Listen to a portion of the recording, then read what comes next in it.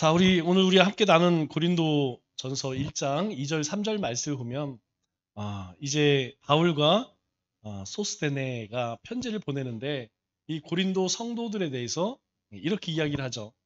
고린도에 있는 하나님의 교회, 그 교회를 예수 그리스도 안에서 거룩하여지고 성도라 부르심을 받은 자들, 이렇게 말합니다.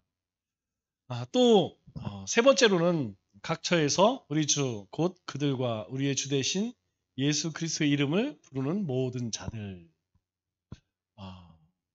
하나님은 우리 한 사람 한 사람을 교회로 삼으시고 이 한 사람 한 사람을 통하여서 교회를 이루셨죠. 왜냐하면 신앙생활은 혼자가 불가능합니다. 그래서 하나님께서 언약을 맺으실 때에 이스라엘 공동체와 언약을 맺으시죠. 마찬가지로 우리에게 주시는 모든 말씀은 개인뿐만 아니라 공동체를 향해서 주시는 말씀입니다. 그렇기 때문에 우리가 신약 교회를 예수님 언약 위에 세워진 교회다라고 이야기를 하고, 초대교회는 그 언약 위에 세워진 교회들, 그 교회가 어떻게 현실화됐느냐, 바로 가정교회로 시작되었죠. 그래서 가정교회의 의미는 무엇이냐, 바로 가정에서 모이는 교회가 가정교회입니다. 우리로 지금 이야기하면 목장이죠. 제가 이것을 보면서 우리나라 처음 이 교회가 이제 시작되었을 때 초대교회, 한국 초대교회 목사님들이 정말 성경적이었구나, 그런 생각이 많이 들어요. 여러분 혹시 저 유럽의 어떤 나라가 아니면 미국의 어떤 교회가 구역 모임 한다는 얘기 들어보셨어요? 구역 모임은커녕 뭐 새벽 예배, 수예배 없어요. 그래서 그걸 보고 또 어떤 목사님이 뭐라고 이야기하느냐, 주일 오후 예배가, 수요 예배가, 새벽 예배가 성경적이냐, 이런 소리 하고 있더라고요. 여러분, 모든 우리 신앙 삶이 예배이고 찬송이지만 우리가 그러한 삶을 유지하기 위해서는 우리가 지속적으로 하나님으로부터 은혜를 공급받아야 됩니다. 그래서 공동체를 주셨죠. 그래서 그 공동체를 통해서 우리가 새 힘을 얻습니다. 그래서 우리가 여러 가지 예배들이 있고, 그런데 그래서 또 어떤 교단은 사도신경도 안 하잖아요. 여러분, 사도신경은 성부, 성자, 성령에 관한 내용입니다. 그런데 그게 성경 어디 있느냐, 성경이 없으니까 우리는 안 한다, 이런 소리 하시는 분들도 있더라고요. 여러분들이 그런 이야기들 하시는 분들을 조심해야 됩니다. 그래서 한국교회는 애시당초 시작되어질 때부터 구역 예배가 있었어요. 구역 예배. 구역 예배. 그죠? 지금 뭐 이름이 여러 가지 바뀌었지만 구역 모임이 뭐냐? 결국은 가정교회입니다. 가정에서 예배 드리는 거. 자, 첫 번째 이유는 당시에는 뭐 교회가 이런 예배당이 없었기 때문에 가정에서 모일 수밖에 없었죠. 로마 교회를 향해서 편지를 쓸 때에도 가정교회에서 모이는 이 모임을 언급을 하고, 또 고린도 교회에 편지를 쓸 때에도 이 고린도 성도들이 어디에 모였느냐? 가정에 모였습니다. 또 골로새 교회에 편지 쓸 때에도 마찬가지로 다 가정에서 모이는 교회였죠. 그리고 빌레몬에게 편지를 쓸 때에도 빌레몬 가정에서 예배를 드렸던 것을 우리가 성경을 통해 알게 되죠. 그래서 이 가정교회는 가장 기본적인 것이 평신도가 리더십이 되어서 가정에 모여서 한 번씩, 일주일에 한 번씩 모여서 교회의 가장 기본적인 본질, 회복하는 것, 그것이 목적입니다. 이제까지는 다 교회 중심으로 하게 되었죠. 그러나 교회 중심의 사역을 이제 목장 중심으로 이제 하는 것을 가정교회의 가장 기본적인 원칙으로 둡니다. 그렇기 때문에 가정교회는 결국 우리가 항상 기억할 것은 신약교회의 원형을 회복하는 것이 가정교회다. 목장 회복은 그냥 단순히 목장 모임 잘하는 게 아니고 우리가 신약교회 초대교회를 회복하는 것이다. 우리는 이미 이것에 대해 말씀을 나눴죠. 이게 왜 중요하냐? 이 신약교회의 원형이라는 것은 첫 번째 가장 중요한 것이 복음의 수수성입니다. 그리고 성령의 역사, 그리고 다양한 사역들, 그리고 공동체성 회복. 이것이 가장 핵심이에요. 그러니까 우리가 신앙생활할 때에 이 원형, 이 신앙생활이 어떤 것인지 우리가 이미 여러 세대를 거치고 또 시대에 맞게 이렇게 변해온다고 하다 보니까 그냥 성경에서 너무 멀리 왔어요. 그래도 우리 교회는 좀 덜한데 그래도 좀 이 중대형 교회를 가면 아마 다녀보신 분들도 계시지만 교회라는 느낌이 잘 안 듭니다. 안에 사역하는 사역자들도 목회한다는 생각이 안 들어요. 이거 뭐 무슨 회사 운영하는 그런 느낌이 들어요. 자, 두 번째로 이 가정교회는 평신도가 목양을 한다.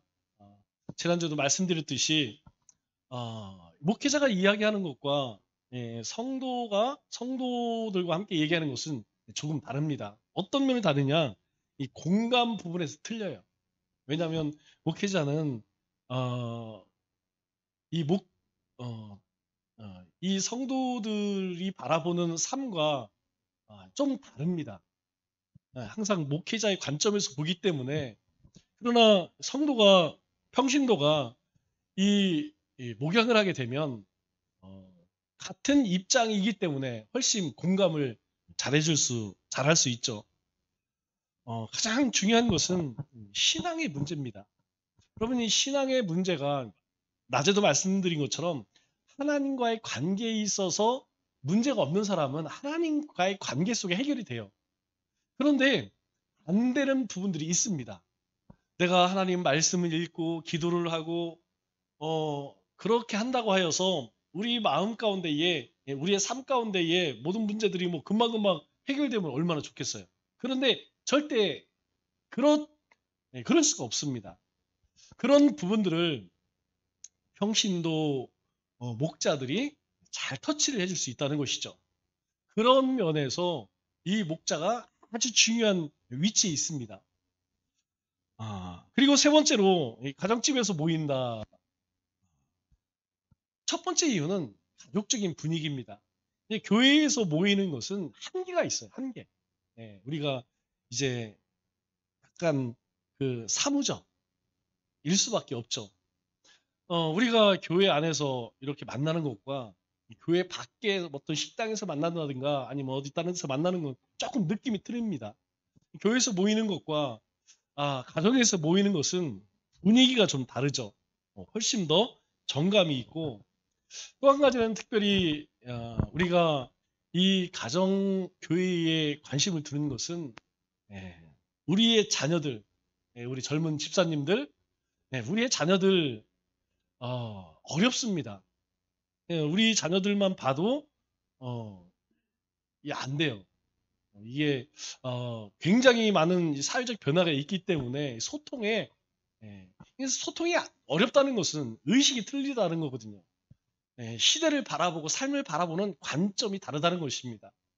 그런 아이들을 어떻게 신앙적 관점으로 여러분 어려서부터 그런 분위기 속에 살아갈 수 있도록 해주지 않으면 지금은 더 어려워지죠. 지금 우리 애기들이 있어요.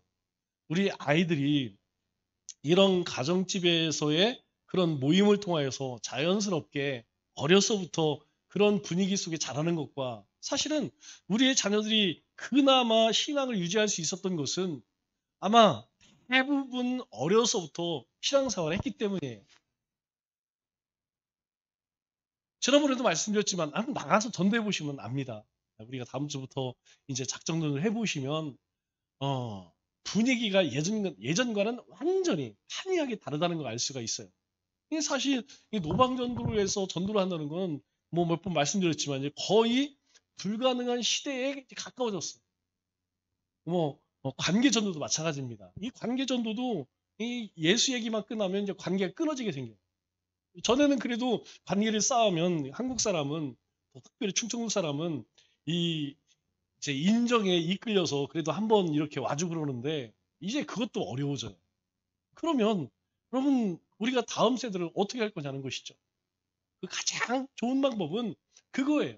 예, 가정에서 예배 드릴 때 함께 예배 드리는 어려서부터 우리 진이나 제이나 우리 유빈이나 이런 아이들이 어려서부터 같이 부모님과 또 할머니와 같이 예배를 드리는 예, 어려서 그렇게 신앙을 배우면 여러분 나이가 먹어서도 이 교회에 관심을 갖습니다. 전혀 모르는 사람들이 하나님의 특별한 부르심이 아니면 어려워요. 그렇기 때문에 우리가 가정에서 모이는 것이고 또 한 가지는 우리가 불신자입니다. 이미 우리는 해와서 알죠. 이 교회 한번 가자 참 어렵습니다. 그런데 우리 집에 한번 가자, 우리 모임에 한번 가자 훨씬 쉽다는 것이죠. 그리고 그래서 가정교회는 6명에서 10명으로 구성이 되는데 인원이 중요한 게 아니고 보통 세 가정을 기준으로 합니다. 세 가정, 부부 중심으로.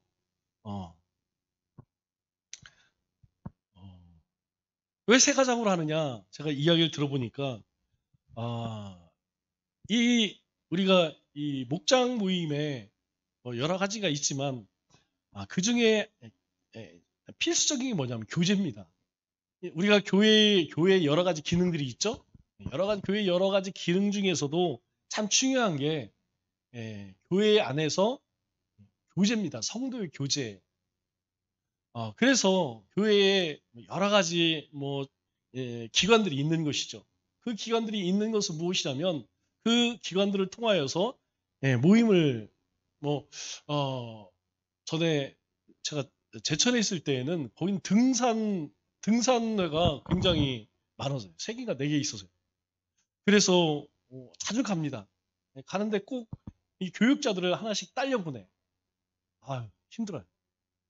이분들은 그냥 산에 막 신나게 가는데 안 갈 수도 없고 막 여름에도 가고 가을, 봄, 가을은 좀 나요.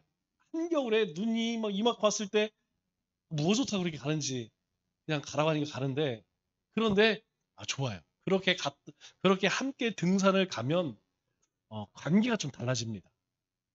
운동을 같이 하는 것 그냥 운동만 하는 게 아니라 운동을 같이 하면 관계가 좀 달라져요. 그냥 우리가 교회 안에서 모임과 그런 교회 안에 어떤 특정한 모임들을 통하여서 교제를 나누면 달라진다는 거죠. 우리 목장 가정교회가 추구하는 게 그겁니다. 이렇게 기본적으로 세 가정 이상으로 하는 것은 그런 교제를 나누자는 것이죠. 그리고 5번째로는 정기적 모임. 이건 너무나 당연한 것이죠. 어떤 모임이든 여러분 정기적인 모임이 안 되면 신앙생활 우리가 주일 예배도 마찬가지예요. 여러분 이 주일 예배가 우리는 여기 계신 분들은 늘 드리니까 그런데 어쩌다 한번 빠져보세요. 한번 빠지면 막 죄책감이 생겨. 내가 주일을 빠졌네. 그런데 2번 빠지고 3번 빠지면요 어느 날부터 무감각해집니다. 여러분 이제 주일 우리 공예배죠. 주일 낮 저녁 수요예배 공적 예배예요. 이거는 헌법에 여러분 세례 받은 사람은 의무적으로 해야 될 일이에요. 이거는 막 해야 되는 겁니다. 근데 잘 안 하죠. 여기 계신 분들은 잘 하니까 그런데 안 하시는 분들 여러분 못 합니다. 안 하는 게 아니라 못 해요. 주일 낮 예배 드리는 사람이 주일 오후 예배 드리려고 하잖아요. 이거 너무 이상한 거야. 또 수요예배께 나온다는 건 안 됩니다. 왜 그러냐? 이미 그렇게 이제 돼버렸어요. 이 신앙 패턴이 돼버렸어. 그래서 안 나오면 이상이 아니라 나오면 이상해져. 똑같다는 거예요. 여러분 이 가정교회를 왜 주중에 꼭 모여서 같이 집에서 모여서 밥도 같이 먹으십시오라고 강조하는 이유는 다른 게 아닙니다. 가장 그게 기본적인 거예요. 가장 기본적인 거기 때문에 그게 안 되면 다른 것도 안 됩니다. 가장 기본적인 것이기 때문에 이 정기적인 모임을 하라고 하는 거예요. 뭐 부득이한 사정 때문에 막 격주로 모이고 하는데, 예, 그것을 우리는 그렇게 해오니까 그렇게 하지 마시고 자꾸 도전을 해야 됩니다. 안 되면 또 다른 방법을 찾아보면 되니까 기본적으로 매주마다 모이는 것을 원칙으로 해야 되죠. 자, 그리고 이 가정교회를 하는 가장 큰 이유는 또 여기에 있어요. 이 가정교회 자체가 하나의 교회입니다. 그러면 이 우리 남천교회는 뭐냐? 연합교회죠.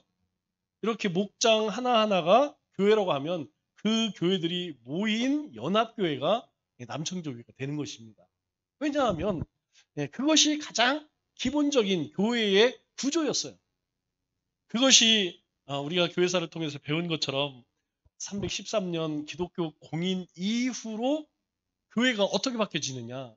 가정교회 중심에서 이제 대형교회 중심으로 옮겨지게 되죠. 그래서 뭘 중심으로 하느냐. 이 건물 중심 교회로 옮겨지게 돼요. 이게 다 어디에서 온 거냐면 우리가 흔히 제국화라고 그러죠. 왜냐하면 세상이 그래요. 세상 큰 집 살고 그리고 큰 회사 다니고 큰 거 이게 성공한 것처럼. 그런데 교회가 배워야 할 걸 안 배우고 배우지 말아야 할 걸 배웠어요. 오늘 이 시대에도 동일합니다. 이 시대에도 틀린 게 없어요. 우리가 그런 부분에서 이 교회의 본질이 무엇인가를 잘 묵상할 수 있어야 돼요. 이 가정교회에서 뭘 하느냐. 똑같은 교회가 이제까지 해왔던 것을 이제는 목장에서 하자는 것이죠. 그리고 얼마든지 할 수 있어요. 제가 여러분들에도 말씀드렸지, 우리 이제 권사님들 가운데 한두 분은 조금만 더 이렇게 다듬으면 강사를 할 수 있을 정도로 수준에 올라와요. 그거 배운 것, 그거 깨달은 것 어디 가서 하느냐? 이제 목장에서 해야 한다는 것이죠. 그래서 이 가정교회에서 예배, 교육, 교제, 전도 이런 것들을 이제 목장 중심으로, 가정교회 중심으로 해 나가야. 그런데 그러면 우리는 그럼 우리는 신학도 안 했는데 막 설교도 됩니까? 설교하라는 게 아니죠. 말씀을 나누라는 것입니다. 우리가 주일날 말씀을 듣고 주일날 말씀을 나누든 아니면 큐티를 한 것을 함께 나누든 그러면 초대교회는 이 가정교회에서 성찬식 했는데 성찬식 해도 됩니까? 그 성찬식은 왜냐하면 이거는 이제 왜 목장에서 안 하느냐. 사실은 해도 괜찮아요. 우리가 예전에는 이제 어떻게 했냐면 애찬식이라는 이름을 바꾸어서 했습니다. 그런데 이 목장에서 성찬식을 하게 되면 이단 시비가 걸려요. 왜냐하면 하는 사람은 아무 문제가 안 돼. 아니 그게 뭐가 문제가 됩니까? 그런데 목사님이 집례를 안 한다는 이유로 이 구역에서 성찬식을 하잖아요. 그러면 그걸 가지고서 문제를 만드는 사람들이 있어요. 그래서 그것은 하지 않도록 하는 거예요. 아마 예전에 어떤 목장에서는 제가 하는 걸 봤어요. 그냥 본인들끼리 이제 큰 빵 사갖고 빵 뜯어먹고 하는 거 봤는데, 중요한 성찬식의 의미가 무엇입니까? 예수님께서 십자가를 지신 그거를 기념하는 거예요. 그거 기념하는데 그러면 뭐 꼭 목회자가 있어야 됩니까? 목사 없어도 할 수 있어요. 그런데 그런 걸 하게 되면 이제 이 시비 걸기 좋아하는 사람들, 그 사람들에게 빌미를 제공해 주는 거죠. 그래서 이 목장에서 목사님처럼 설교하지 않고 성찬식은 하지 않게 하는 것이죠. 그 외에 모든 사역들은 다 목장 중심으로, 가정교회 중심으로 합니다. 그래서 이 가정교회에서 행하는 이 6가지 여러분들이 좀 잘 기억해 주시고, 다음 주에는 우리가 이 특징에 대해서 공부할 텐데 이 특징도 뭐 크게 다르지가 않아요. 시작이 이 가정교회가 시작이 이렇게 됐기 때문에 우리가 그것을 우리 현실에 맞게 잘 정착시킬 수 있어야 돼요. 그래서 우리 가정 목장을 섬기시는 분들에게 그렇게 하는 데를 한번 보고 와라. 그게 세미나예요. 뭐 세미나 특별한 게 없습니다. 세미나에 가면 먼저 하신 분들이 어떻게 하고 있는지 직접 보라는 것이죠. 그분들이 목장 모임 어떻게 하고 그 준비는 어떻게 하고 또 하시는 분들이 개인적인 영성은 어떻게 하고 있는지 보면 또 특별한 게 없어요. 사실 우리가 하고 있는 것 거기에서 크게 벗어나지 않은데 다른 건 뭐냐면 이 가정교회를 한 교회들을 보면 그러한 것들 우리가 그동안 해왔던 이 말씀과 기도와 전도와 교제 이런 것들을 이렇게 잘 꿰어요. 꽤. 그죠? 여러분 진주가 아무리 많이 있으면 뭐예요? 그걸 잘 꿰서 목에 걸든 손목에 걸든 어디에 걸어야지 진주만 있어서는 별 소용이 없어요. 그런 진주들을 잘 꿰어. 제가 가서 본 거는 뭐 특별한 거 없습니다. 어떤 면에서는 우리가 훨씬 나은 부분도 있어요. 그런데 이 가정교회를 하는 교회들을 보면 그런 것들, 교회에서 배운 것들, 훈련받은 것들을 잘 꿰어요. 잘 꿰서 그 효율을 아주 극대화하게 그것이 잘 나타날 수 있도록 그렇게 하고 있더라고요. 우리가 좀 뭐 하려고 하니까 다른 데에서도 그 목사님이 그 이야기를 해요. 그 인천의 등대교회 목사님이 담당하는 목사님이 이제까지 이런 적이 한 번도 없습니다. 그래서 토요일 날 이제 그 신청을 열어요. 그 전에는 안 되고 9시 땡 해서 제가 1등으로 막 입력을 했는데 아니 입력하는 도중에 벌써 다 찼대. 깜짝 놀랐어요. 그래서 전화를 했더니 이제까지 그런 적이 없는데 이번에 이상하다는 거예요. 항상 40명 하면 미달인데 미달여 갖고 날짜를 화요일까지 해요. 토요일부터 월, 화 3일 동안 접수를 받는데 이게 안 차갖고 막 이렇게 또 3일 연장하고 했었는데 이번은 시작하자마자 30분 만에 끝냈다는 거예요. 그래서 TO가 나면 어쨌든 우리 교회를 1순위로 해주겠다가 낙원 했는데 어째 분위기를 보니까 어려울 것 같아요. 어려운 게 문제가 아니라 우리 리더십들이 한번 그것을 하면 우리가 내년 시작할 때 그것들을 이제 접목을 해서 시작하려고 하는데 우리가 어려울 것 같아요. 그래서 어쨌든 간에 12월 한 번 더 있고 또 1월부터도 있기 때문에 어쨌든 이 가정 목장을 섬기시는 분들이 한 번은 어떻게 하고 있는가 이 내용을 보면 뭐 금방 다 할 수 있을 것 같아. 그런데 실제는 안 그렇잖아요. 그죠? 뭐 알고 있어도 실제는 이게 다릅니다. 그래서 실제적으로 하시는 분이 어떤가 한번 봐야 한다는 것이죠. 자, 정리 한번 하겠습니다. 자, 신약과 초대교회는 가정교회로 현실화됐다. 가정교회 목장은 건강한 교회의 표상이다. 제가 추구하는 교회의 상이 건강한 교회입니다. 그래서 우리 교회 선언문에도 예수 그리스도의 복음으로 건강한 공동체를 이루어 이렇게 시작해요. 예수 그리스도의 복음의 생명력으로 건강한 공동체를 이루어 이 나라의 이민족 세계 열방에 복음을 전하여 제자 삼는다. 이게 우리 사명선언문입니다. 우리 교회 사명선언문. 우리가 뭐 제자 삼아 우리가 복음을 전해서 제자 삼으려면 건강한 공동체가 돼요. 내 신앙이 건강해져야 돼. 내 신앙도 건강하지 않은데 뭘 하겠어요.